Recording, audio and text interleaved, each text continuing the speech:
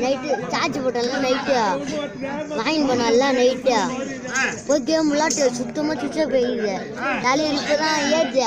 என்னடா பண்ணேன்னு கேட்டால் கரண்ட் இல்லைன்னு காத்த விட்றான்ட்ட நம்மகிட்ட கரண்ட்லாம் எங்கள் வீட்டு தானே எப்படி வேலை வரும்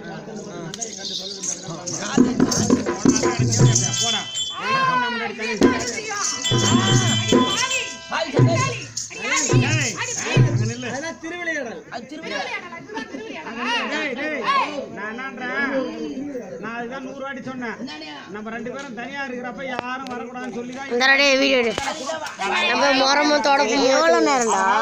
அது போயிடுச்சுடா இல்லடா